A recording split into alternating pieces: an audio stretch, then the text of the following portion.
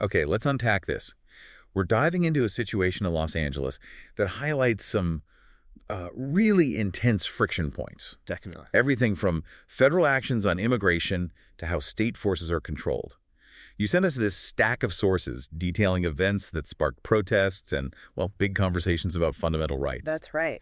Our mission with this deep dive is to explore those sources, understand what unfolded on the ground in California, why these tensions arose, and, what it all means. For communities, civil liberties, the whole national picture. Exactly.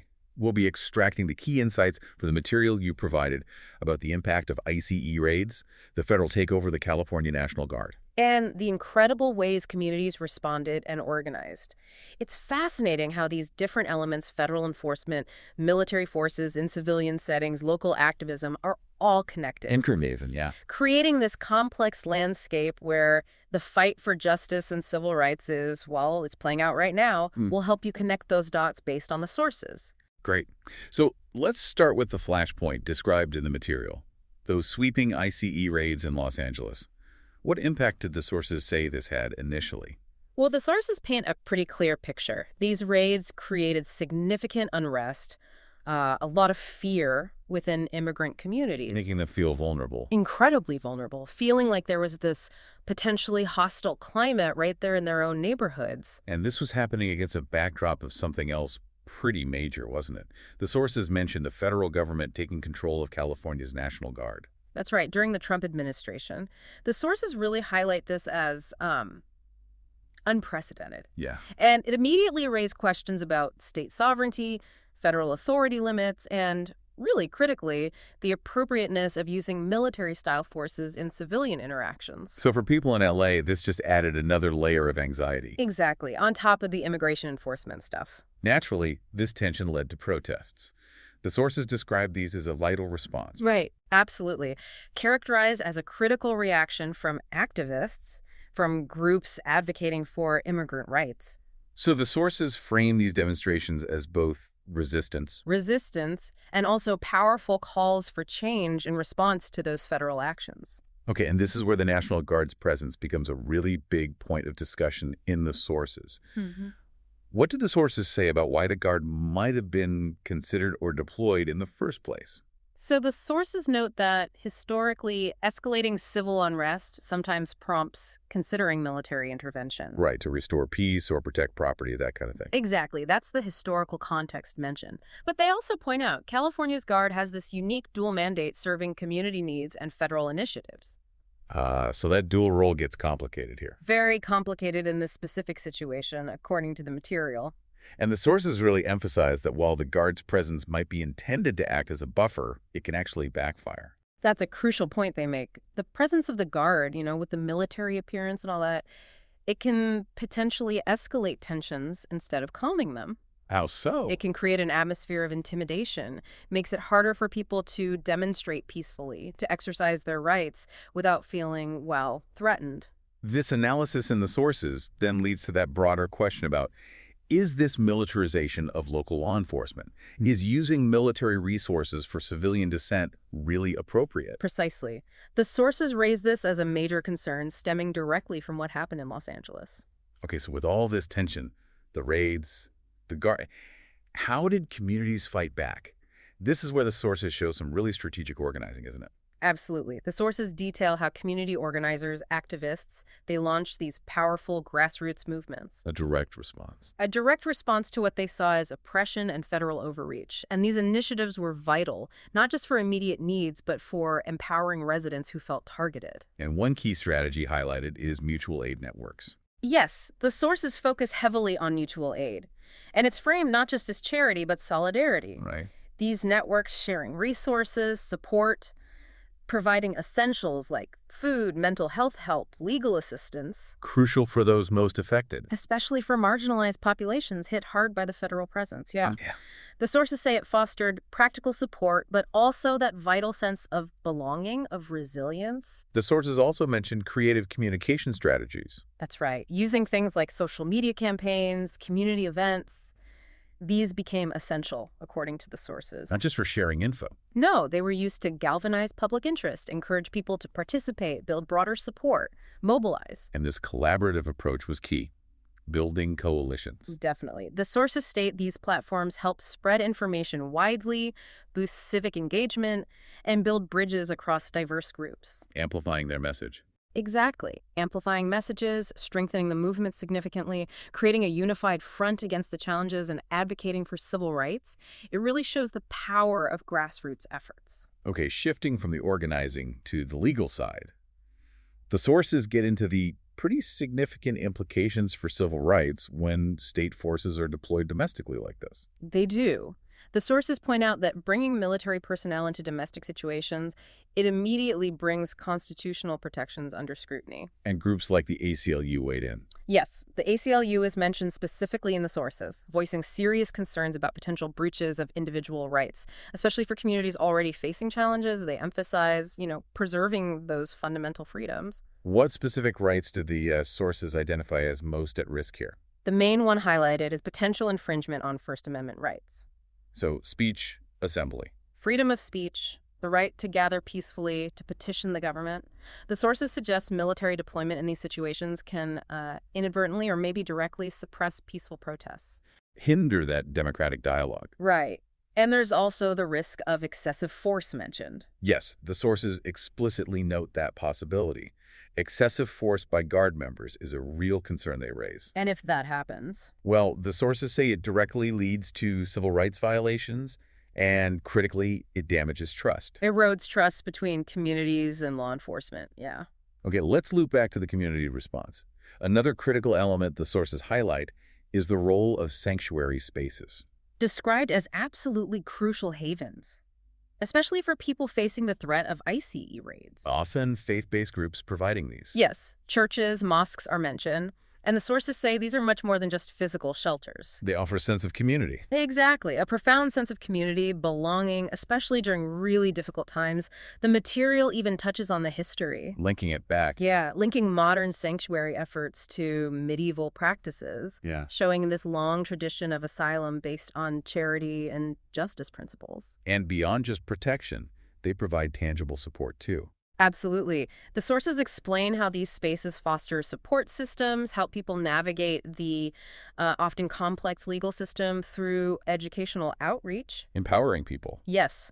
By affirming rights and dignity, they empower those who might otherwise feel silenced or powerless. The sources also portray them as platforms for action. Yeah, characterized as grassroots platforms. These spaces rally people, encourage advocacy for more equitable policies, for reforms. We're contributing to the collective struggle. Significantly, amplifying marginalized voices, serving as these powerful beacons of hope and resilience. And going hand in hand with sanctuary spaces, the sources strongly emphasize education and rights awareness. Presented as a vital tool for empowerment in the sources, informing vulnerable communities about their legal protections, state law, federal law. So knowledge is power. Essential. It builds resilience against potentially unjust actions. Knowledge is a form of defense, yeah. How is this education typically delivered based on the sources? Legal workshops are highlighted as really effective. You have volunteer attorneys, advocates explaining crucial rights. Like the right to remain silent. Exactly. Remaining silent during icy encounters, demystifying complex deportation processes, making legal info genuinely accessible. And public campaigns play a role too. The sources mention those using various platforms, social media, local media, community gatherings, disseminating clear, concise info, maybe flyers, things like that. The core message being? An informed community is just much better equipped to advocate for itself and resist coercion. Education is key. Okay, let's talk about coalition building. The sources point to this as really profoundly shaping activism in Los Angeles. They specifically mention movements like Black Lives Matter and GRLA. Right, the California Human Rights Alliance. Yeah. And this brings up that concept of intersectionality. Explain that a bit based on the sources. The sources explain it as recognizing how different social categories, race, class, gender, immigration status, they overlap, they intersect. And this creates overlapping systems of disadvantage. So the activism reflects that understanding. Yes, it shows a collective, inclusive struggle.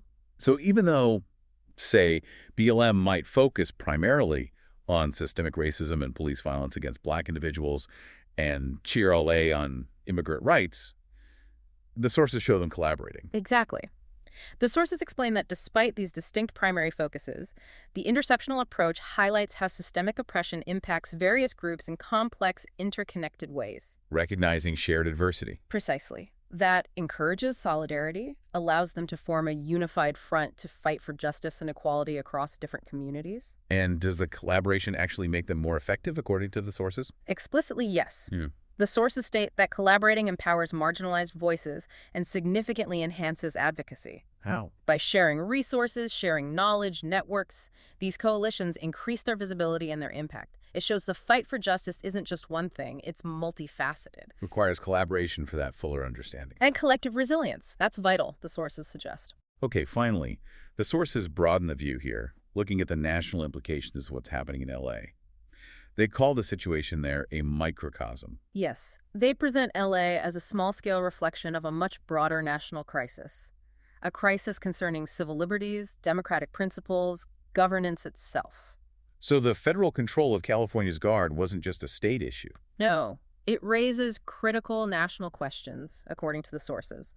Questions about the proper role of state military forces in civilian life, about potential federal overreach into local governance. And the sources suggest other communities are facing similar things. Yes, that communities nationwide are grappling with similar issues around autonomy and rights, revealing a pattern. And the community engagement we've discussed.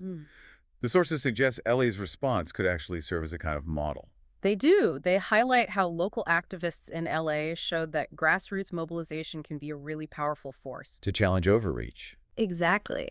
To challenge state and federal overreach, especially around policing and public safety. The lessons learned there about organizing, mutual aid, advocacy, they illustrate how local actions can galvanize support, foster dialogue. And potentially influence policy higher-ups. Potentially, yes. Yeah. Engaging community members directly, it facilitates that exchange of ideas, empowers citizens to advocate for themselves, and hold authorities accountable. So this ties right back into the importance of active civic participation. Absolutely. The sources strongly underscore that. When you involve community members in decision-making, like the organizing in LA shows, you cultivate ownership, accountability. Providing a framework for other places. Potentially, yes. A framework for other regions facing similar challenges. The sources really emphasize that the struggle for civil liberties isn't just regional. It's a nationwide imperative. Right. And the strategies developed through LA activism could serve as a blueprint across the U.S., reinforcing that need for vigilance against anything encroaching on democracy and individual rights. Wow. Okay, that was incredibly insightful, pulling so much from the sources you shared with us. It's dense material. It is. But we've seen how federal actions, like the ICE raids, and that controversial control over state forces created immense tension in Los Angeles. But just as prominently, we've seen this incredibly powerful, organized response from the communities hit hardest. Leveraging everything from mutual aid. Sanctuary spaces, legal education, building those strong coalitions. It's all there in the sources. Yeah, the sources really make clear the vital role of that proactive community participation, those grassroots efforts in responding to these huge challenges and pushing for civil rights and justice. They really demonstrate that even when facing significant obstacles, transformation is possible. Through sustained collective action. That's the key takeaway. It truly is a communal endeavor, as the sources put it. And the lessons from LA, they clearly have implications reaching far beyond California. Which leaves us with a pretty compelling question for you, the listener, to consider based on this material. In a world that's facing, increasing information overload, complex challenges to civil liberties, how does understanding these specific localized struggles, like the one in LA, and the remarkable resilience they demonstrate, how does that empower your own understanding and maybe even your potential participation in upholding justice wherever you happen to be? That's a powerful thought to end on. Thanks for joining us for this deep dive. We hope this has given you a clear picture of the situation in Los Angeles and the broader issues at play, armed with these key insights drawn directly from the sources you provided.